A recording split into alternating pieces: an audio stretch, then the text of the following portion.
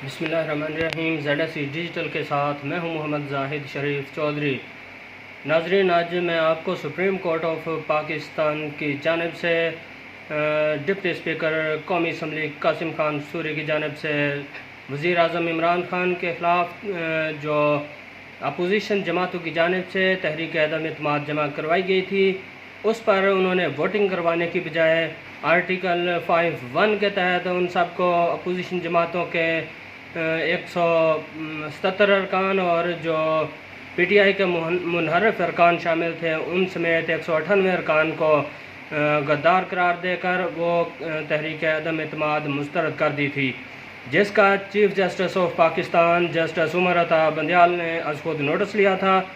और इस हवाले से फिर गुज़श्ता इतवार के रोज़ 3 रुकनी बेंच ने पहले समाअत की थी केस की, और फिर उसके बाद ये मामला पीर के लिए फ़िक्स किया गया था 5 रुकनी बेंच के सामने।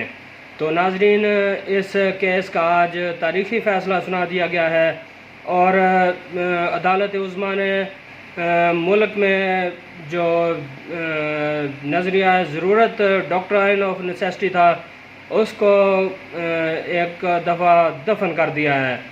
ये तो तारीख़ी फ़ैसले माजी में भी आते रहे हैं। जस्टिस इफ्तिखार मोहम्मद चौधरी के दौर में जब 14 रुकनी बेंच ने सिंध बार एसोसिएशन की दरख्वास्त पर फ़ैसला सुनाया था और साबिक़ सदर जनरल रिटायर्ड परवेज़ मुशर्रफ की 3 नवंबर की जो एमरजेंसी उन्होंने लगाई थी, उनके तमाम इक़दामात को उन्होंने कलअदम करार दे दिया था। तो नाज़रीन, आज भी इसी तरह का तारीख़ी फ़ैसला आया है।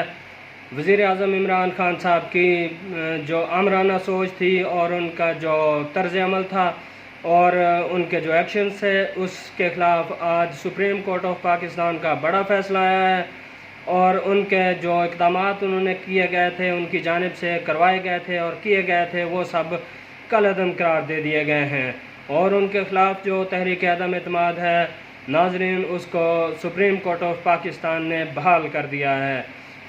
नाजरीन, प्रोग्राम शुरू करने से पहले मेरी आपसे दरख्वास्त है कि अगर आपने अभी तक मेरा YouTube चैनल सब्सक्राइब नहीं किया तो इसे ज़रूर सब्सक्राइब कर लें ताकि आप तक मेरी ताज़ा तरीन, दिलचस्प और मालूमाती वीडियोज़ बर वक्त पहुँचती रहें। नाजरीन, मैं आपको बताता हूँ स्टार्ट से कि किस तरह ये मामला शुरू हुए थे। गुज़श्ता 8 मार्च को अपोजिशन जमातों ने वज़ीर आज़म इमरान खान के ख़िलाफ़ आइन के आर्टिकल 95 के तहत तहरीक अदम इत्माद जमा करवाई थी। तहरीक अदम इत्माद जमा होने के बाद उन्होंने साथ ही कौमी असम्बली का इजलास बुलाने के लिए भी रिक्वेजिशन जमा करवाई थी, जिसके तहत 14 दिन के अंदर अंदर इजलास बुलाना ज़रूरी था स्पीकर कौमी असम्बली असद कैसर की जानिब से।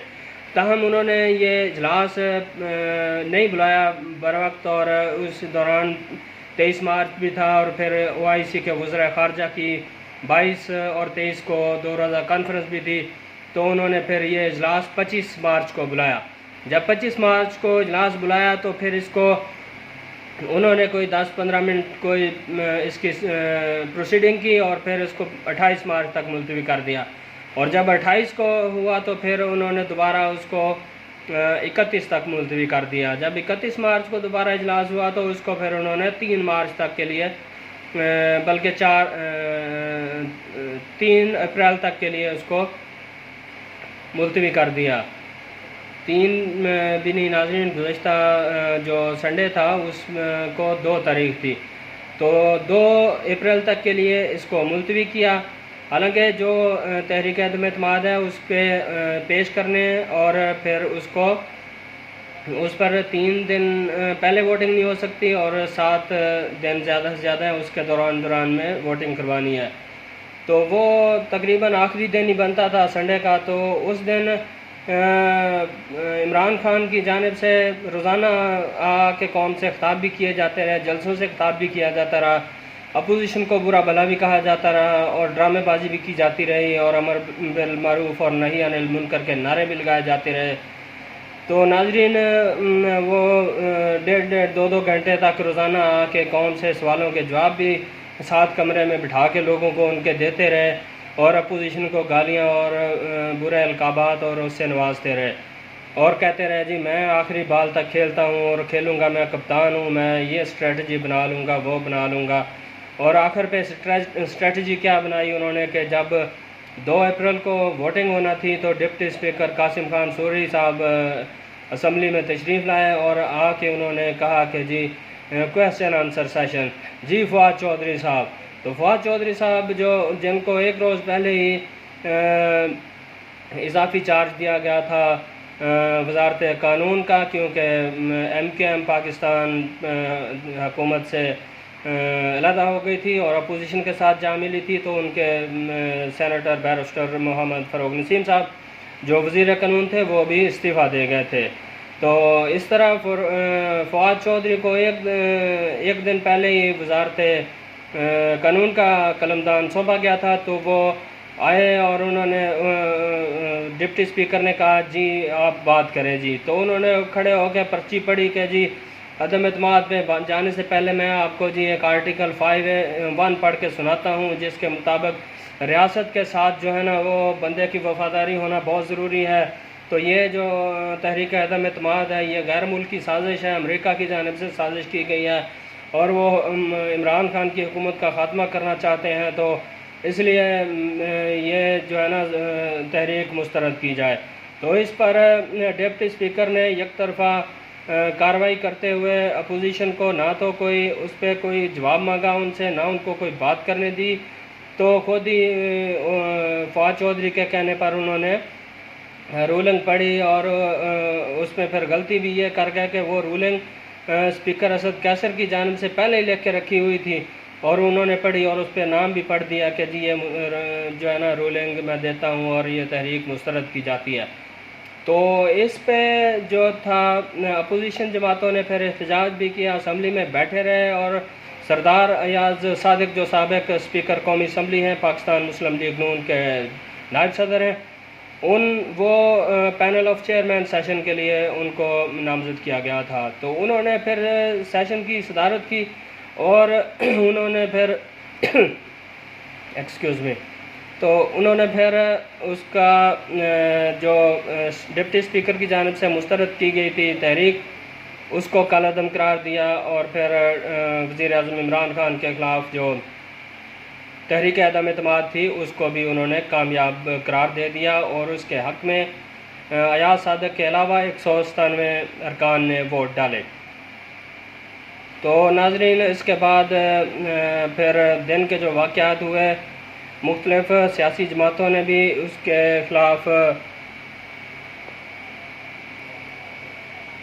मुख्तलिफ़ सियासी जमातों ने इसके ख़िलाफ़ सुप्रीम कोर्ट में अपीलें दायर की, दरख्वास्तें दायर की, जिनमें मुस्लिम लीग नून, पाकिस्तान पीपल्स पार्टी और फिर supreme court of Pakistan, supreme court bar association के सदर चौधरी मोहम्मद अहसन भून शामिल हैं। जबकि इसी दौरान फिर चीफ जस्टिस ऑफ पाकिस्तान ने जस्टिस उमर अता बंदयाल ने दीगर जजेस के साथ मुशावरत की और इस मामले पर फिर उन्होंने अज़ खुद नोटिस भी लिया और अज़ खुद नोटिस लेने के बाद फिर उन्होंने शाम को केस पर समाअत भी की और उन्होंने इब्तदाई हुक्मनामा जारी किया और उन्होंने कहा कि सदर और वज़ीर आज़म के जो भी अहकामात और फ़ैसले होंगे वो अदालती हुक्म के ताबे होंगे, कोई भी जो भी वो फ़ैसला करेंगे वो अदालती हुक्म से मशरूत होगा। तो नाज़रीन, फिर इसके बाद अदालत ने फिर मंडे को ये समाअत रखी, 5 रुकनी बेंच ने फिर समाअत की। Chief justice Umar Ata Bandial, justice Ijazul Hasan, justice Mazhar आलम खान मियाँखेल, जस्टिस मुनीब अख्तर और जस्टिस आखिरी थे जस्टिस मुनीब अख्तर के बाद थे जस्टिस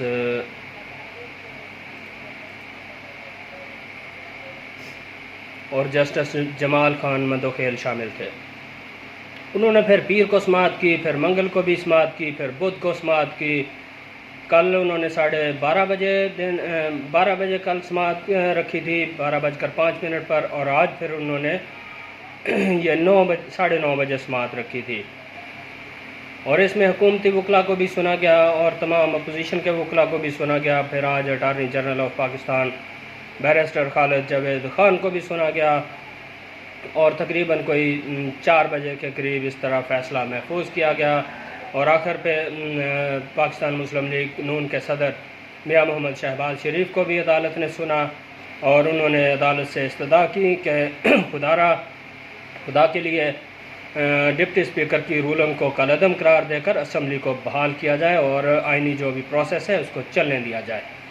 फिर इसके बाद पाकिस्तान पीपल्स पार्टी के चेयरमैन बिलावल भुट्टो जरदारी को भी अदालत ने सुना और फिर उन्होंने इस केस का फ़ैसला महफूज कर लिया। फिर ऐलान किया गया कि ये फ़ैसला 7:30 बजे शाम को सुनाया जाएगा। फिर 8 बजकर तकरीबन 25 मिनट पर जजेस कमरा अदालत में आए और अदालत ने इसी दौरान जो हैं chief election commissioner doctor Sikandar Sultan Raja को भी तलब किया था। उन्होंने बताया कि मुल्क में हल्का बंदियों का काम करना है और नई मरदमशुमारी भी शायद जो है वो भी प्रोसेस में है, तो इसके लिए 7 महीने का टाइम लग जाएगा, तो फौरी तौर पर इलेक्शन करवाना मुमकिन नहीं है। तो इसके बाद फिर चीफ जस्टिस उमर अता बंदयाल ने 5 रुकनी बेंच का जो फ़ैसला था वो पढ़कर सुनाया और उन्होंने कहा कि ये फ़ैसला 5-0 से है, यानी मुतफ़िका फ़ैसला है। और अदालत ने करार दिया कि ये हम शॉर्ट ऑर्डर पढ़ रहे हैं और जो तफसीली वजूहात हैं वो फ़ैसले की बाद में जारी की जाएंगी। तो अदालत ने फ़ैसला सुनाते हुए डिप्टी स्पीकर कासिम सूरी की जानिब से वज़ीर आज़म इमरान खान के ख़िलाफ़ जो तहरीक अदम एतमाद को मुस्तरद करने की जो फ़ैसला था उसको कलअदम और गैर कानूनी करार दे दिया, जबकि अदालत ने सदर मुमलिकत की जानिब से वज़ीर आज़म इमरान खान की एडवाइस पर कौमी असम्बली को तहलील करने का हुक्म भी कलअदम और गैर कानूनी करार दे दिया और फौरी तौर पर कौमी असम्बली को बहाल कर दिया। जबकि अदालत ने वज़ीर आज़म इमरान खान की जानिब से बल्कि सदर मुमलिकत की जानिब से वज़ीर आज़म इमरान खान और अपोजिशन लीडर मियां मोहम्मद शहबाज शरीफ से जो निगरान सेटअप के लिए नाम मांगे थे, इस प्रोसेस को भी उन्होंने कलअदम करार दे दिया। जबकि अदालत ने अपने फ़ैसले में करार दिया है कि जो स्पीकर कौमी असम्बली हैं वो इस तहरीक अदम एतमाद पर वोटिंग करवाने के पाबंद हैं और वो 9 अप्रैल 2022 को सुबह 10:30 बजे तक या उससे पहले तहरीक अदम एतमाद पर वोटिंग करवाएं और जो भी इसका फ़ैसला हो वो इजलास को जो गैर मुअय्यना मुद्दत तक मुलतवी नहीं कर सकते। तहरीक अदम एतमाद नाकाम हो जाए तो फिर भी ठीक है, अगर कामयाब हो जाती है तो फिर इसी इजलास में जो नया कायदेवान वज़ीर आज़म है उसका इंतखाब किया जाएगा। उसके बाद इजलास जो है वो गैर मुअय्यना मुद्दत तक के लिए मुलतवी किया जाएगा। जबकि अदालत ने यह भी करार दिया है कि जो मुनहर्रफ अरकान हैं या जो भी है किसी भी रुकन को वोट डालने से नहीं रोका जाएगा और जो आर्टिकल 63(1)(a) है वो इस पे उन पे लागू होगा, लेकिन वो उसका जो भी प्रोसेस है वो बाद में होगा। लेकिन फ़िलहाल जो भी वोटिंग होगी उसमें किसी शख्स को वोट डालने से नहीं रोका जाएगा।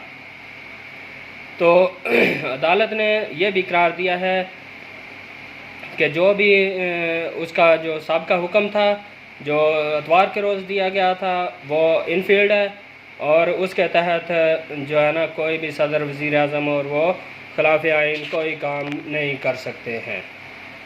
नाज़रीन, ये तो थी आज की बड़े केस का बड़ा फ़ैसला जो आपको मैंने सुनाया है। तो फ़ैसले पर हुकूमत को बड़ी तकलीफ़ हुई है और फ़वाद चौधरी ने अपनी ट्वीट में लिखा है कि इस बदकिस्मत फ़ैसले ने पाकिस्तान में सियासी बहरान में बहुत इजाफ़ा कर दिया है। फौरी इलेक्शन मुल्क में इस्तेहकाम ला सकता था। बदकिस्मती से अवाम की अहमियत को नज़रअंदाज किया गया है। अभी देखते हैं मामला आगे कैसे बढ़ता है। ये उनका एक ट्वीट है। उसके बाद उन्होंने एक और ट्वीट भी किया है जिसमें कहा गया है कि वज़ीर आज़म इमरान खान ने काबीना का इजलास आज फ्राइडे के रोज़ जुमा के रोज़ तलब कर लिया है, जिसमें और पार्लिमानी कमेटी का इजलास भी तलब कर लिया है और आज रात इमरान खान कौम से ख़िताब भी करेंगे। ये तो फवाद चौधरी के ट्वीट हैं। इससे पहले भी उन्होंने आज दिन में ही उनको शायद पता लग गया था कि क्या फ़ैसला आने वाला है, तो उन्होंने एक ट्वीट दिन में भी किया जिसमें उन्होंने कहा कि जज साहिबान के सामने वो मवाद होना चाहिए जिसकी बिना पर स्पीकर ने रूलिंग दी। अगर जज साहिबान ने दस्तावेज़ात और शहादतें ही नहीं देखना तो वो रूलिंग की सही या गलत होने का फ़ैसला कैसे करेंगे। इन कैमरा कार्रवाई में शहादतों का जायज़ा लें, वरना हमें आज़ादी का सफ़र 1940 से दोबारा शुरू करना होगा। ये फवाद चौधरी साहब का आप ट्वीट सुन सकते हैं, देख सकते हैं, पढ़ सकते हैं और इससे अंदाज़ा लगा सकते हैं कि इनकी जहनीत क्या है। इमरान खान साहब का ख्याल था कि हम बस असम्बली तोड़ दी है, हम खुद ही अपनी निगरान हुकूमत बना लेंगे, सदर साहब हमारे बैठे रहेंगे, पंजाब असम्बलियाँ सूबाई बहाल रहेंगी और वहाँ हम फ्राड से पंजाब में चौधरी परवेज़ इलाही को वज़ीर आला बना लेंगे, फिर हम खुद ही इलेक्शन करा लेंगे कौमी असम्बली का पूरे मुल्क में और हम खुद ही फिर जीत भी जाएंगे। और वो बिल्कुल चाहते नहीं है कि जो है ना कोई न्यूट्रल अंपायर हो और कोई इस तरह का सिस्टम। वो चाहते हैं कि अपने बंदे खड़े करके तो मैं खुद ही इलेक्शन करा के तो खुद ही अमीरुल मोमिनीन बन जाऊँ और रियासत मदीना बना दूँ, जो कि ये ड्रामेबाजी करते रहे हैं अब तक। तो अब ये है कि नाजरीन हालात सारे अब सामने आ गए हैं। अब ज़्यादा से ज़्यादा जो है 9 अप्रैल हफ्ता के रोज़ सुबह 10:30 से पहले स्पीकर ने इस पर वोटिंग भी करानी है और नया कायदे-ए-वान भी इंशाल्लाह मियां मोहम्मद शहबाज शरीफ को मुंतखब होंगे। फिर उसके बाद अगला प्रोसेस होगा, स्पीकर डिप्टी स्पीकर को भी इंशाल्लाह फ़ारिग किया जाएगा और सदर मुमलिकत साहब को भी फ़ारिग किया जाएगा। और पंजाब में भी फिर जो अभी तक चौधरी परवेज़ इलाही साहब बदमाशी कर रहे हैं वहाँ पे और उन्होंने असम्बली को ताले लगवाए हुए हैं, खारदार तारे लगवाई हुई हैं, इंशाल्लाह वो भी फिर वहाँ भी इलेक्शन दोबारा होगा और वहाँ भी हमज़ा शहबाज शरीफ वज़ीर आला बनेंगे। और जो मुज़ालिम और जुल्म तहरीक इंसाफ ने गुज़श्ता 3.5 पौने 4 साल के दौरान अपोजिशन के साथ और ख़ास तौर पर नून लीग की क़यादत के साथ किए हैं, उनका थोड़ा बहुत हिसाब मेरे हिसाब से तो बनता है, लिया जाना चाहिए और लिया भी जाएगा। उम्मीद है राना सनाउल्लाह साहब वज़ीर दाखिला बनेंगे और उनका हिसाब किताब बिल्कुल होगा। और इमरान खान साहब जो सारा रोज़ अपोजिशन को धमकियाँ देते रहते थे कि मेरी बंदूक की नशिस्त के ऊपर है जरदारी साहब और फलाने ढमकाने, तो अब वो उनको अपनी फ़िक्र करनी चाहिए कि उनके साथ अब क्या होगा। तो इस फ़ैसले के बाद जो है अपोजिशन जमातों ने कौम को मुबारकबाद भी दी है इसकी और आज यौम फ़तह मनाने का और यौम तशक्कुर मनाने का ऐलान भी किया है। जुमा के रोज़ मरियम नवाज़ शरीफ ने भी इस पर अवाम को मुबारकबाद दी है, जबकि पाकिस्तान मुस्लिम लीग नून के ताहयात कायद मियां मोहम्मद नवाज़ शरीफ ने लंदन में बैठकर ये अपने फ़ैसला सुना भी, वहाँ टीवी चैनल्स पे देखा भी और फिर उन्होंने मीडिया से थोड़ी गुफ्तगू भी की जिसमें उनका कहना था कि पाकिस्तानी कौम को मुबारकबाद देना चाहता हूँ। कौम को ऐसे शख्स से निजात मिली है जिसने पाकिस्तान को माशी तौर पर तबाह व बर्बाद कर दिया है और आम आदमी को भूखा मार दिया है और पाकिस्तान को कंगाल करके रख दिया है, पाकिस्तान को ऐसी जगह पर पहुंचा दिया है जिसका तसव्वुर भी नहीं किया जा सकता। तमाम इत्तेहादी जमातों को दाद देना चाहता हूं, जो हमारे साथ और हमारी पार्टी के लोगों के साथ हुआ है वो होना नहीं चाहिए था। बहुत जुल्म हुआ है, बहुत जुल्म किया गया है। मेरा ख्याल है कि इस पर उनका ज़रूर हिसाब किताब होगा। ये मियां नवाज़ शरीफ की जानिब से भी कहा गया है, जबकि पाकिस्तान पीपल्स पार्टी के चेयरमैन बिलावल भुट्टो ज़रदारी, जमीयत उलमा इस्लाम के अमीर मौलाना फजलुर रहमान और पाकिस्तान मुस्लिम लीग नून के सदर मियां मोहम्मद शहबाज शरीफ ने और दीगर जो अपोजिशन की जमातें हैं सब ने कौम को फ़ैसले पर मुबारकबाद दी है और इसको तारीख़ी फ़ैसला करार दिया है। शहबाज शरीफ ने कहा है कि अगर हुकूमत और PTI जो है वो उनके अरकान इस्तीफ़े दे देंगे तो उस पर ज़िमनी इलेक्शन हो जाएगा, हम इस्लाहात करेंगे और उसके बाद फिर हम इलेक्शन की तरफ जाएंगे।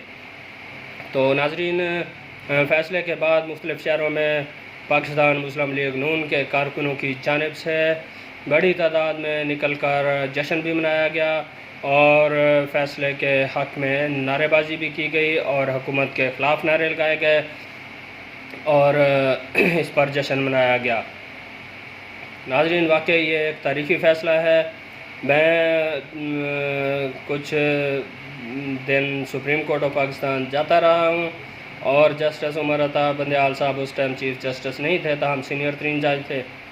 उनके बेंच में काफ़ी केस सुनने का मौका मिला। वो इंतहाई नफीस इंसान हैं और मैं तो उनको कहता हूँ कि वो माशाल्लाह ऐसे लगते हैं जैसे कि वो फ़िल्मों के हीरो होते हैं और वो आइन और कानून के मुताबिक ही फ़ैसले करते हैं और इसका सबूत उन्होंने आज भी दे दिया है, जो कि तारीख़ी फ़ैसला दिया है। और नज़रिया ज़रूरत जो कहा जा रहा था कि जी अब इलेक्शन ही होगा, जी अब जी कप्तान साहब ने जी सरप्राइज़ दे दिया है और फ़लाँ पीटीआई कह रही थी अब इलेक्शन होगा, इसके अलावा कुछ नहीं होगा, ये वो, तो उन्होंने असम्बली बहाल करके पार्लियामेंट को खुद मुख्तार बना दिया है और इस पर उन्होंने किसी भी किस्म की मुदाखलत करने से भी इनकार कर दिया है और कहा है कि असम्बली अपनी मुद्दत पूरी करे और अपना कायदेवान नया चुने और नई हुकूमत बने। तो नाज़रीन, मैं भी अपनी तरफ से कौम को इस तारीख़ी फ़ैसले पर मुबारकबाद देता हूँ। नाज़रीन, मेरी कुछ तबीयत ख़राब थी, गला भी मेरा ख़राब था, तो कुछ मेरी आँखें भी ख़राब थीं। आज कुछ बेहतर है और वीडियो में भी आप देख सकेंगे कि मेरा गला ख़राब था और खांसी भी कुछ हो रही थी। तो मेरी सेहत के लिए भी दुआ करें और पाकिस्तान की तरक्की और खुशहाली के लिए भी दुआ करें और ये भी दुआ करें कि पाकिस्तान आइन और कानून के मुताबिक चलता रहे और हमेशा आबाद रहे। नाज़रीन, वीडियो देखने का बहुत बहुत शुक्रिया।